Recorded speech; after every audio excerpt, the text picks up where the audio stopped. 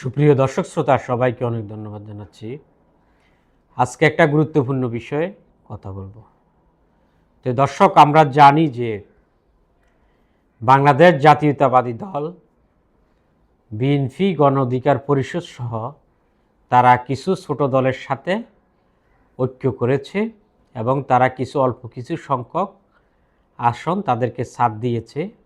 এই ছোট দলগুলি আবার তাদের দল বিলুপ্ত করে অনেকে বিএনপির দানের শীষ প্রতীকে ইলেকশন করছে।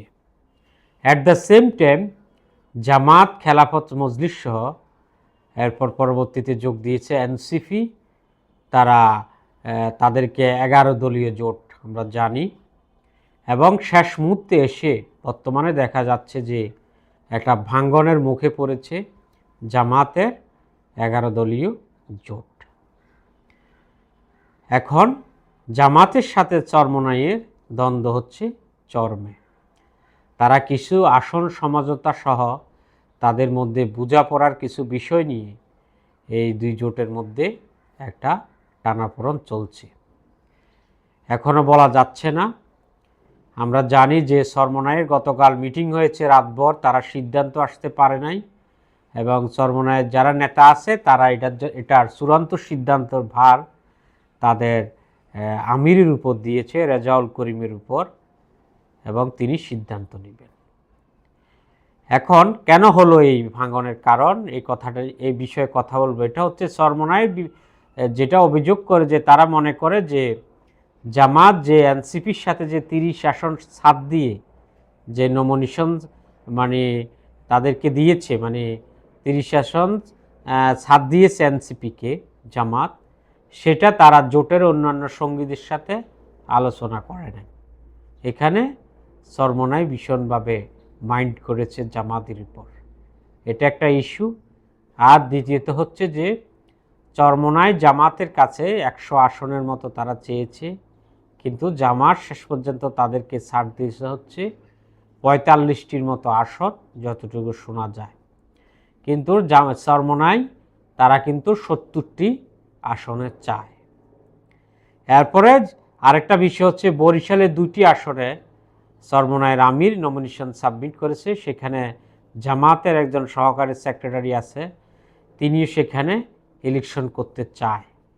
কিন্তু জামাতের যুক্তি হচ্ছে যে তিনিও তো বরিশালের, আমাদের আমির সাহেবও 2 আসনে দাঁড়ান নাই, আপনি কেন 2 আসনে দাঁড়াতে চান? এখন এ হচ্ছে মেন হিসাব। আর জামাত যেটা রাজনৈতিক দূরদর্শিতার পরিচয় দিতে পারে নাই, তারা সমঝোতা হওয়ার আগেই তারা জোট সঙ্গীদের আসনে তাদের নমিনেশন পেপার সাবমিট করে নাই। এটাতে জামাতের যে একটা অযোগ্যতা হয়েছে, কিছু ক্ষেত্রে জামাত যে দূরদর্শিতার পরিচয় দিয়ে জামাত গত 5 আগস্টের পরে জামাত অনেকের কাছে একটা বলেছে যে জামাতের পলিসি ভালো, তাদের বুদ্ধি বেশি, কিন্তু তারা যে এখানে একটা অযোগ্যতার পরিচয় দিয়েছে, তারা এটা কেন দিয়েছে জানি না। জামাতের যারা সাপোর্টার আছে তারা এটা নিয়ে আসলে অনেকে বলাবলি করছে যে এখন তো তাদের একটা উইক পয়েন্ট, যে সমঝোতার আগে তাদের প্রার্থী নেই, প্রায় 13-14টা আসনে বা 15টা আসনে তাদের প্রার্থী নেই। এখন যদি জোট যদি না হয়, তাদের চরমোনাই যদি চলে যায়, যেমন মমিনুল হকের আসনে, ঢাকা 13 আসনে জামাতের প্রার্থী নমিনেশন সাবমিট করে নাই।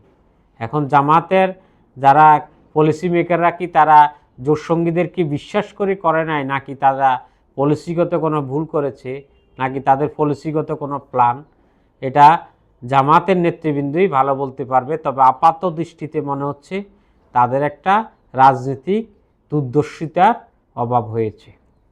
তো দর্শক, আমরা মনে করি যে বাংলাদেশের মানুষ আগামী নির্বাচনে ভালো মানুষকে ভোট দিবে।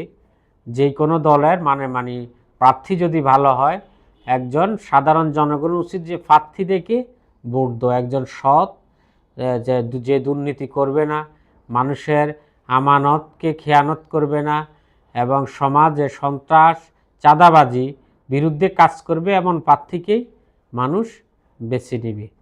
তো সবাইকে অনেক ধন্যবাদ। আসসালামু আলাইকুম।